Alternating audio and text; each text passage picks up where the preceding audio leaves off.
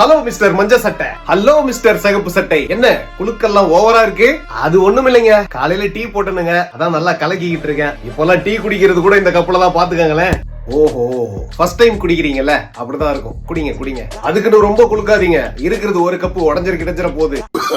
நாங்கெல்லாம் பாத்துக்கிட்டீங்கன்னா காலையில காஃபி குடிக்கிறது ஒரு கப்புங்க, அதுக்கப்புறம் கக்கா போயிட்டு கழுவுறதுக்கு இன்னொரு கப்புங்க, அதுக்கப்புறமா குளிக்கிறதுக்கு ஒரு கப்பு, சாயந்தரம் காஃபிக்கு ஒரு கப்பு, அதுக்கப்புறமா டின்னர் முடிச்சிட்டு இந்த கிரீன் டீ அது மாதிரி ஏதாவது குடிக்கணும்னா அதுக்கு ஒரு கப்பு.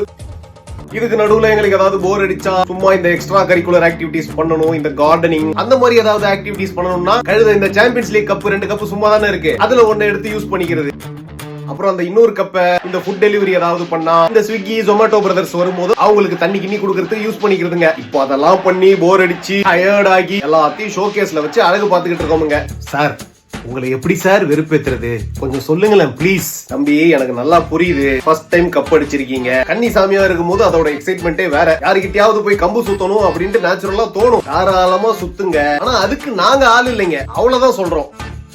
நீங்க வேணா ஒண்ணு பண்ணலாம், நார்த் இந்தியாவுக்கு போய் இந்த டெல்லி ஃபேன்ஸ், பஞ்சாப் ஃபேன்ஸ் இவங்க கிட்ட வேணா கம்பு சுத்தலாம். Good idea sir. என்ன இந்த பஞ்சாப் பாஜிஸ்லாம் ரொம்ப கோவக்காரங்க, திடீர்னு கோவம் வந்து அடிச்சு அடிச்சு போடுவாங்க. அப்புறம் டெல்லியில இருக்கக்கூடிய கிரைம் ரேட்டை பத்தி நான் சொல்லி உங்களுக்கு தெரிய வேண்டியது இல்ல. ஓ ச்சே, நீங்க கப் அடிச்சாலும் யாருக்கிட்டயுமே போய் கம்பு சுத்த முடியாது போலயப்பா. அதுக்கெல்லாம் கொடுத்து வச்சிருக்கணும், அதுக்கெல்லாம் ஒரு பாக்கியம் வேணும். சார், அந்த பாக்கியம் நம்பர் கிடைக்குமா?